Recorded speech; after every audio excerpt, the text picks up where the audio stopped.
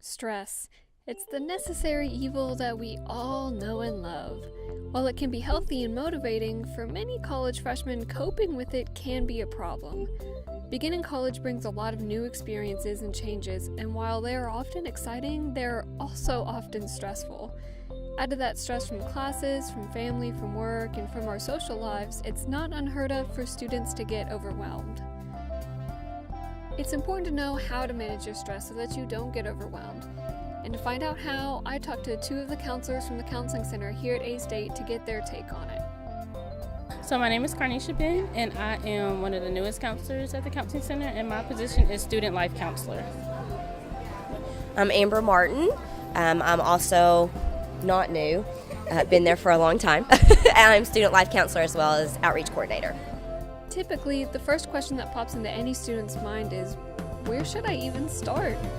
I guess it depends on whether or not they know the college resources. So obviously the Counseling Center, but if they are needing something like automatic, I know maybe Pinterest and Google, maybe some coping skills, but also depending on what type of stress, like what's causing the stress, if it's family stress or school related or anything like that. And I would say, in addition to kind of what she's talking about, resources are always phenomenal, but sometimes we have our own resources and hobbies. I always tell people, go back to your hobbies. You know, what were things that you did for enjoyment? And I say healthy hobbies, because there's a lot of unhealthy hobbies out there. But, you know, things such as reading for fun, you know, a lot of times people miss out on that because there's so much reading for classes that they forget to pick up a novel or a murder mystery or a romance or whatever their A lot of thing students might are be. Anti-reading just because they have to read so much for classes, so they're like, I would rather not read and things Sure. like that. So if like reading was something they loved, going back to that, or coloring even. I mean, I know a lot of times that feels very childlike, but it's very childlike and fun, you know. It can be really therapeutic and relaxing. Also reaching out to friends and letting them know, like, hey, I'm stressed, let's go out and do something, and involving them, because you never know, they may be experiencing the same thing that you're experiencing. And so it's like, okay, well, we all know that we're stressed, so what are we going to do about it? Let's make a plan, let's go out, let's plan something, and things like that. Well, and surrounding yourself with positivity. And I know that sounds so cliche, but when you're around a bunch of people who are negative, all it does is make you feel more negative, more overwhelmed, more stressed. Exercise, I'm a huge proponent of exercise, and you don't have to go run a marathon by any means, but just walking, you know, walking around a building or walking from building to building sometimes can just be enough to just clear your mind and allow you to just breathe, you know. So kind of going back to some of those things that you can enjoy and making sure that, I know with college and the hustle and bustle of everything, we feel like we don't have time, but if we would build these things into our everyday, you'll find that you have so much more time, because you're going to be more productive and it's going to be more of a quality time versus, I mean, you can spend 6 hours studying, but if you're only retaining about an hour of it, then you've just wasted 5 hours, you know. My clients always bring a point to say, well, how many hours do you spend on social media? Because that same amount of hours that you spend on there is, you can be doing something positive to help you reduce stress and things like that.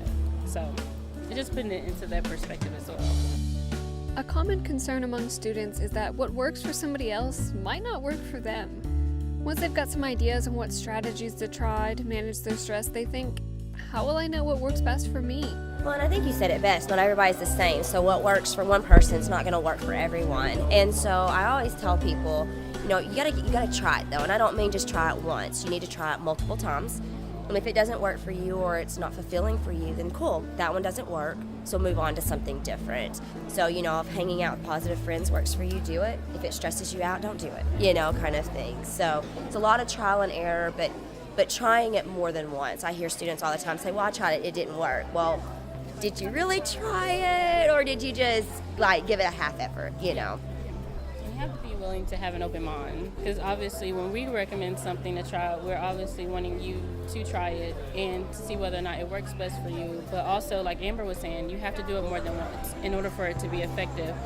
And once people say, well, I've given it about 5 or 6 times, and then I'm like, okay, well, let's go back to the drawing board, let's figure out what works, let's figure out what we can incorporate, what we can do in order to serve your needs and best meet your needs and things like that. Sometimes these basic resources and strategies are not enough, and students desire more help with managing their stress. But the idea of asking for help can be intimidating, and many times someone may wonder, should I even go? Absolutely. I mean, I'm going to always say we're available for anything and everything. And it can be scary walking in. For some people, it's like, finally, somebody's here to listen to me and talk to me, But for a lot of people, it can be really scary too, because they don't know me, they don't know Carnesha, they don't know our other counselors, and here they're having to spill their guts, But it's one of those things. It can be such a positive place because we are a confidential place. So the minute they walk through our doors, we can never confirm or deny that we've seen them in our office. So not even their parents can call. I mean, they can, but we can't confirm or deny that we even know them, And so it's kind of a place for them to just be able to not only vent about things, which is what friends are great for, but we also are someone who bounces back with them in the essence of, okay, well, I know you're venting about this. What are you wanting to do about that? Or here's some options or ideas, or let's brainstorm some things that you can do. And so, not only if they're overwhelmed and stressed or just dealing with anything, because I always tell people I was naive when I was in college and thought my stress would just magically disappear once I graduated. But in reality, we're going to have stress. I mean, and stress is not always bad. We're stressed about something, that means we're passionate about it, or we're excited about it, or it's new and different. So it can be positive. We've just got to make it positive. And so if we can learn the tools and skills now, all it does is just help us throughout our entire life, because when we're in a job, we're going to be stressed. When we have a family, we're going to be stressed. When we are dealing with just life, what life throws at us. And so just being able to learn the tools now to navigate just our future. Aside from personal counseling, the Counseling Center also provides academic counseling, career counseling, and group counseling.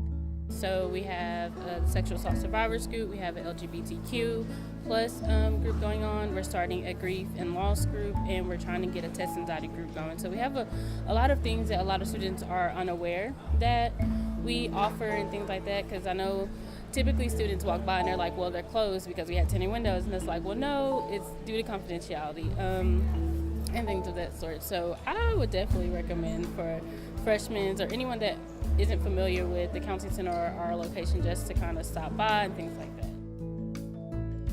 And there you have it, straight from the source. Here's some tips and tricks and ideas on where to get started for how to manage your stress. But in the end, if you can't manage it on your own, please go visit the Counseling Center, talk to these ladies. They were super awesome and helpful, and I know that they can help you manage your stress.